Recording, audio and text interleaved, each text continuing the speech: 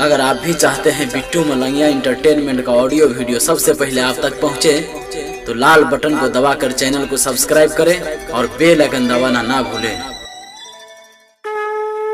प्रेम से बोलो थावे वाली मैया की। अखन अपने सब सुन रहल छी बिट्टू मलंगिया इंटरटेनमेंट के presented by DD Production House। Chaiti पूजा में बड़ भीड़ लगई छै मैया के दुआरिया में, हे ये मैया के दुआरिया में भौजी, मैया के दुआरिया में आ चलब भौजी पूजा करो 4 बजे भोर हरिया में, चलब भौजी पूजा करो 4 बजे भोर हरिया में, चलब भौजी पूजा करो 4 बजे भोर हरिया में। DJ Sumit Satish, DJ Sumit Satish रैमा Presented by DD Production House। चलू चलू मैया दुआरिया ये भौजी, मैया भरती नजरिया।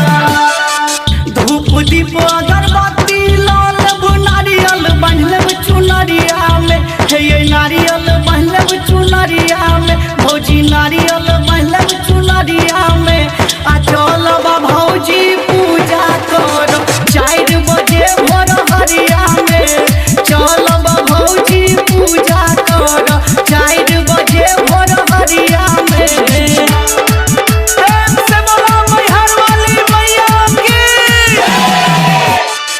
पूरा भजत मनक सपना मैया के जाते दुआरिया में, हे ये मैया के जाते दुआरिया में भौजी, मैया के जाते दुआरिया में आ चलब भौजी पूजा करो 4 बजे भोर हरिया में, चलब भौजी पूजा करो 4 बजे भोर हरिया में।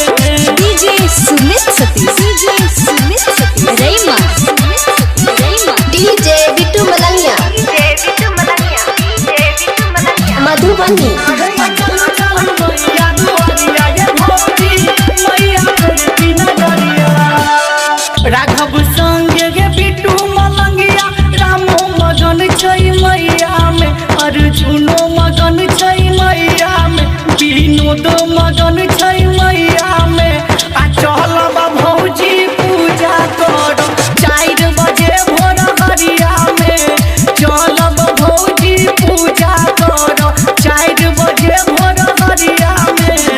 चैती पूजा में बड़ भीड़ लगई छै मैया के दुआरिया में, हे ये मैया के दुआरिया में भौजी, मैया के दुआरिया में आ चलब भौजी पूजा करो 4 बजे भोर हरिया में, चलब भौजी पूजा करो 4 बजे भोर हरिया में, चलब भौजी पूजा करो 4 बजे भोर हरिया में। Recording by DD Production House, Sakri 97 084 45 722।